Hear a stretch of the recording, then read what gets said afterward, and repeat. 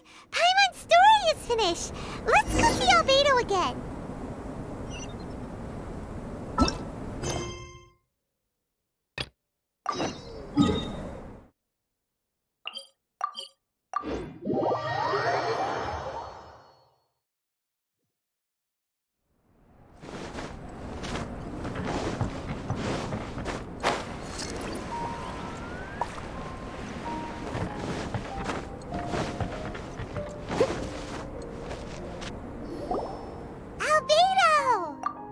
Traveler, Paimon. I suppose your story is ready. Yep. How about you? Do you need some more time? No need. I am also ready to tell my story. Paimon calls dibs! Paimon first! Please, go ahead. Okay, here goes. Once upon a time, there was an evil researcher who went into the mountains and did a crazy experiment on whopper flowers to transform their appearance. After a lot of pain and suffering, the whopper flowers finally took on a human form. Then they stood by the side of the mountain to wait for unsuspecting bypassers. To whoever spoke to them, they would ask some questions such as, "Who am I? Who are you?" If the bypasser got the wrong answer, the last sound they'd make would be a yelp before the whopper flower ate them alive in one bite. Ooh, truly frightening. What the? You two aren't scared at all! Don't go nitpicking, okay? If you didn't like the story, go write your own!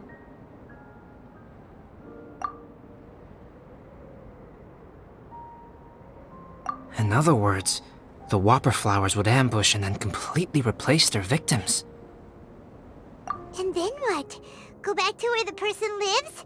Enter their home? Eat their whole family? Paimon made up this story, but now Paimon's the one who's scared by it. It's a good story. Oh, may I write it down? I may bring it up in future conversations. What for? Just to scare people with? Yes.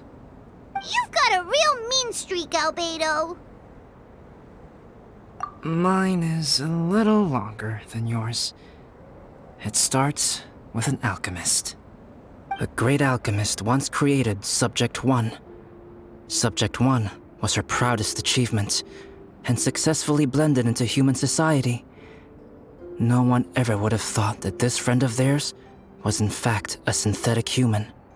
However, unbeknownst to Subject 1, the alchemist had tried the same experiment many times before he had come into being.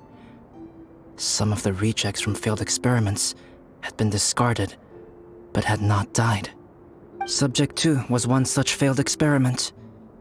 He was swallowed by a great dragon that came to rest upon a snow-swept mountain. Many years later, he was resurrected by the dragon's mysterious power.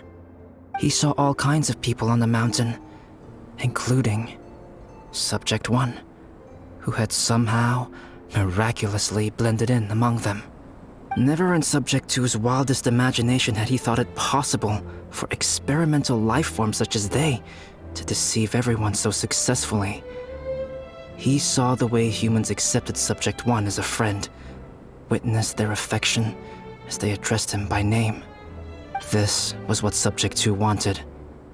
Now, all that Subject 2 desired was to replace Subject 1 and take the joy of his existence for himself. This is giving Paimon the chills. So scary.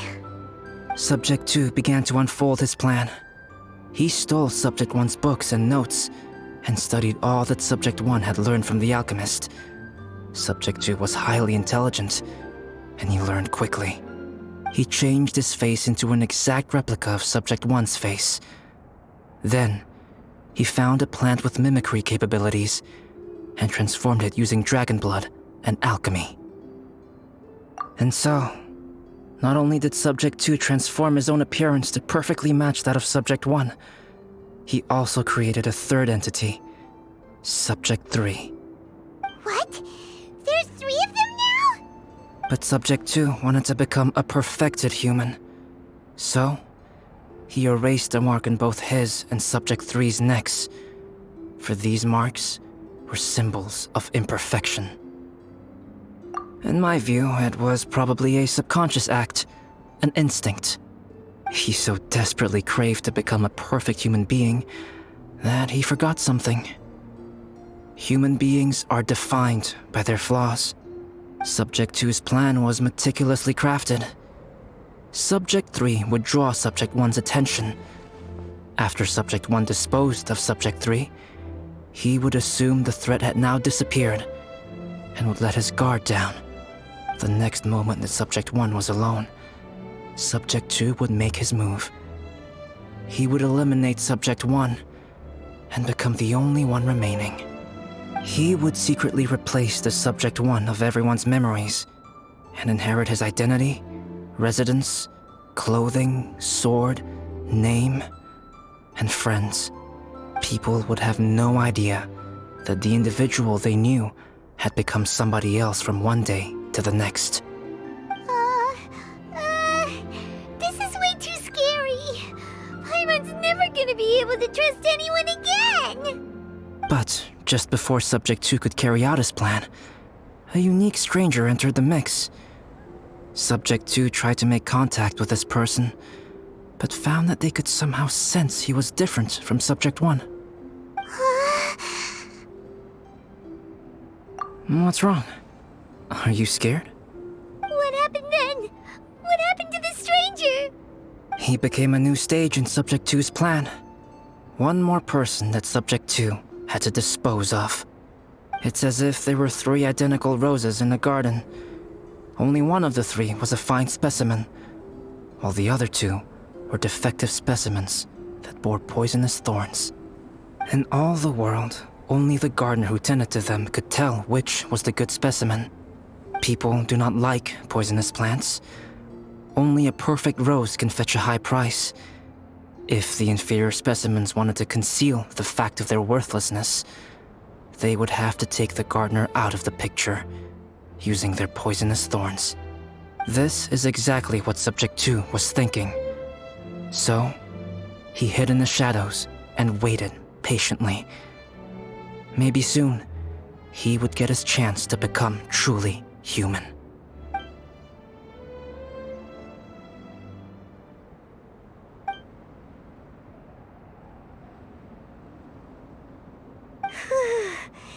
That was intense! So what happened after that? Did Subject 2's plan succeed? Paimon can't bear thinking about it. Fortunately, it is just a story. And even in this story, Subject 2 did not succeed. But you can never let your guard down on Dragonspine. Monsters mutated with Durin's power and blood are also creatures of Rhine-Daughter, just like me. You must beware of all such creatures. I'm glad to hear that. It's okay. I know what I am.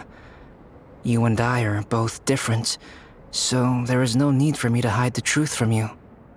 The only thing is that sometimes, when I think about how mighty the power of alchemy is, I feel so small. As beings who set foot in this world, how arrogant are we in desiring to control our destiny and in desiring to create? Is creation an arrogant act, traveler? If not, why do we call the ones that created us and control us gods? If it is, then what qualifies us to call ourselves creators? How far must we take our reverence and respect, and what purpose does it serve?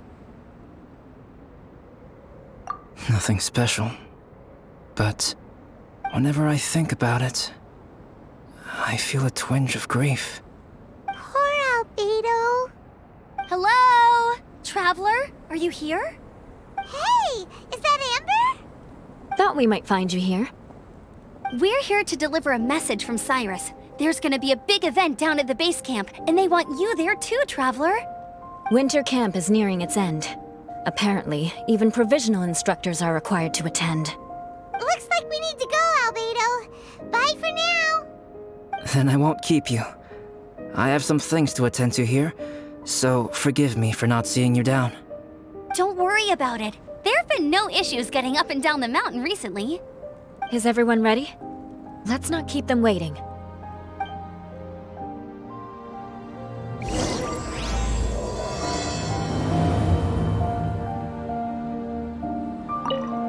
Go ahead. You're one of their instructors, no?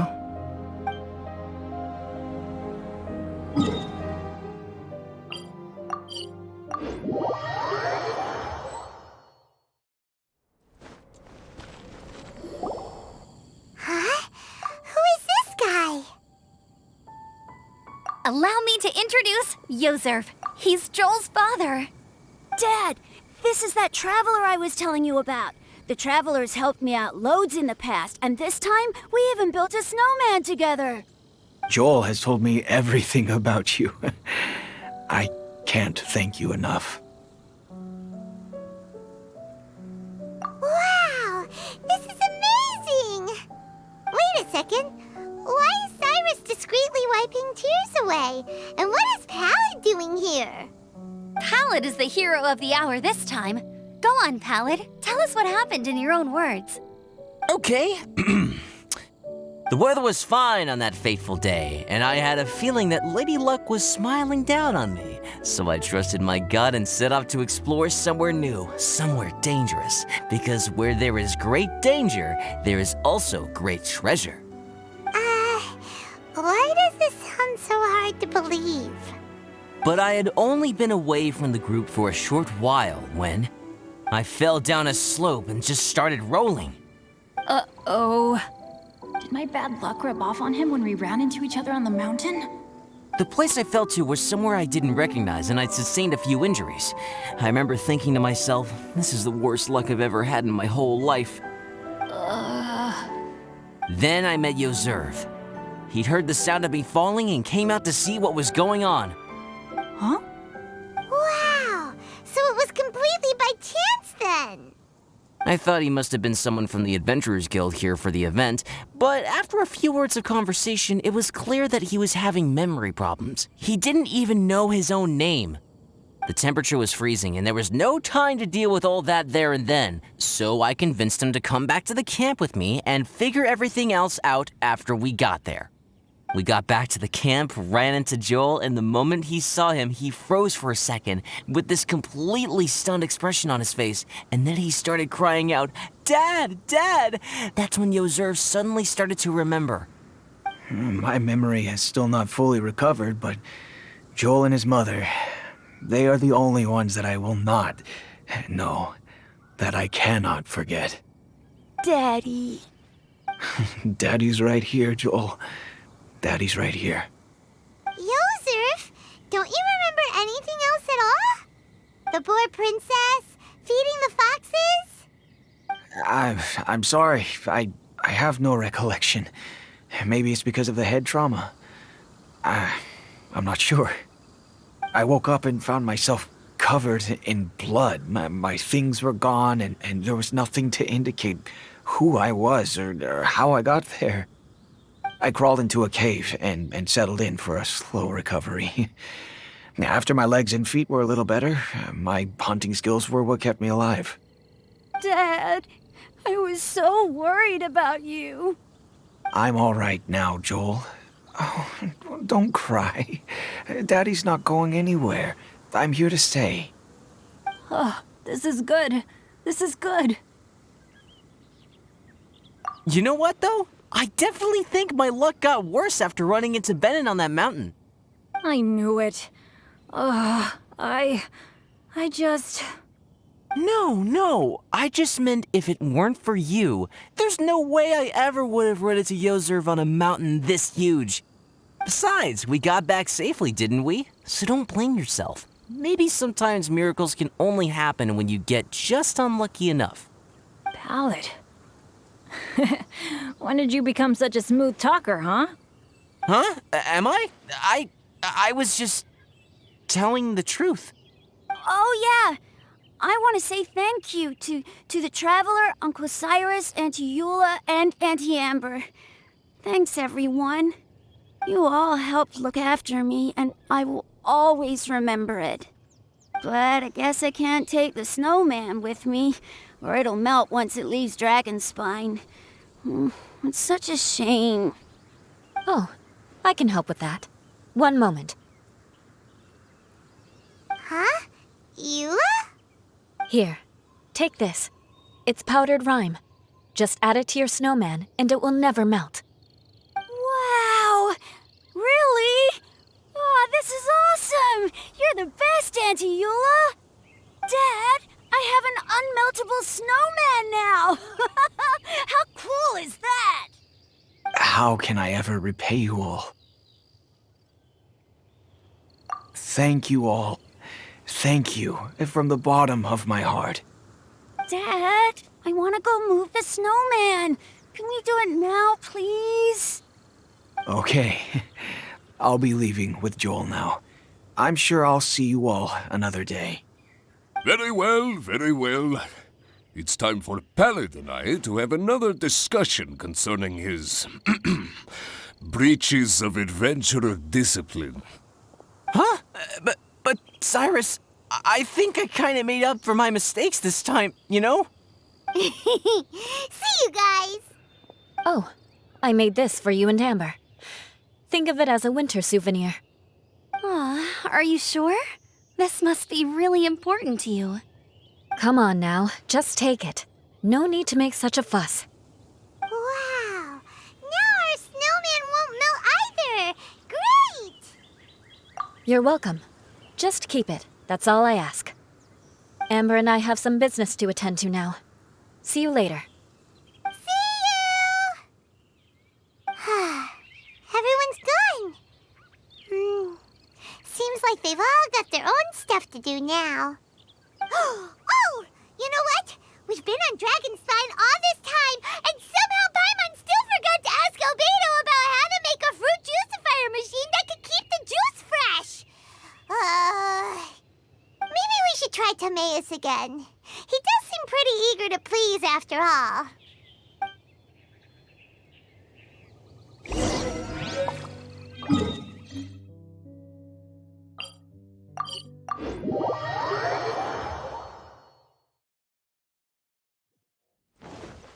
Such fair weather. Why don't we do a bit of sunny work? Oh, what? Timaeus! Traveler and Paimon, what can I do for you? Wait a minute. You've got that mischievous look on your face. Oh, you're not still thinking about that ridiculous juicer thing, are you? Timaeus, will you help us? Well, if the Traveler isn't really interested, then, yeah, maybe I'll give this one a pass. It's just the weirdest request ever. No, but Paimon's Sunsettias are gonna go to waste without it. And the time it would take me to research something like that, I could probably pick those Sunsettias again 10 times over. New research project, Timaeus? We meet again. Oh, Albedo, thank goodness. So the situation is, Paimon wants a machine that can turn fruit into juice and keep the juice fresh. I mean, surely it's... Majorly important, that's what it is. If you can manage to invent this, we'll never have to worry about fruit going bad ever again. That's impossible.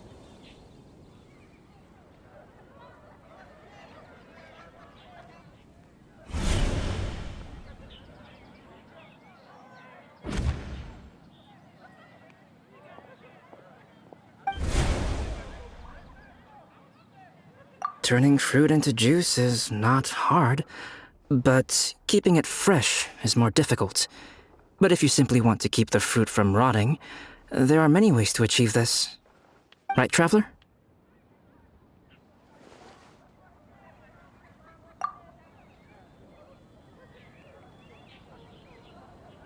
What about his neck?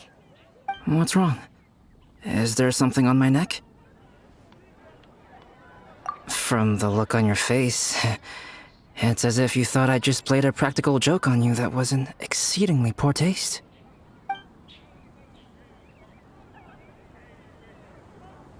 Albedo, you were saying, how do you stop fruit from going bad? Well, one way would be to bury your fruit on Dragonspine, where the snow never melts all year round. But then Paimon won't be able to eat them! You could always live on Dragonspine. No, too cold for Paimon. Or you can give the fruit to me, and I would take it to Dragonspine for you. But since you don't like the cold, you'd have to send someone else to pick them up when you want them. This is where you come in, Traveler. Suddenly sounds a lot more feasible with other people doing all the work. Okay then, shall we go with that idea? Fruit buried on Dragonspine will stay fresh for much longer. However, it is also possible that the fruit will sprout and grow into fruit trees. Who knows? Maybe the next time you visit, it will have grown into an orchard. You can water the trees, add fertilizer, and when they finally bear fruit, you will have some fresh sunsettias. No way! Then Paimon will have to be a gardener! That's not the goal here. Oh? Well, I don't think being a gardener is so bad.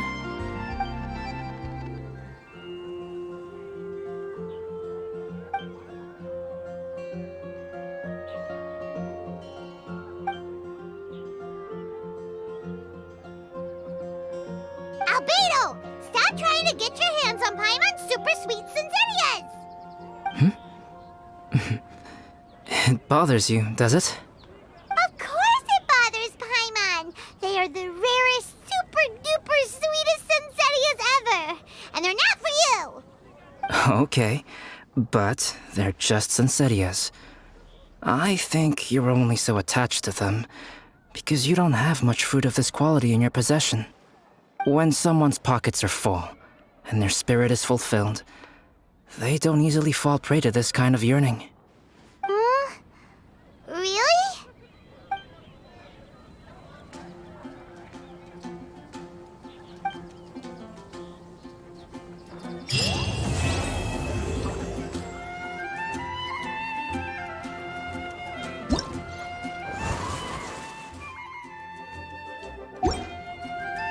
Dragonspine is too cold for ordinary fruit trees to survive. But if, one day, Dragonspine did become home to gardens and orchards, there would be more reasons for people to visit. Perhaps a little life is the key to attracting people. Life may exist in all kinds of unfathomable forms, and in all manner of unthinkable environments. Mysterious, yet tenacious. Perhaps this is what makes life so special.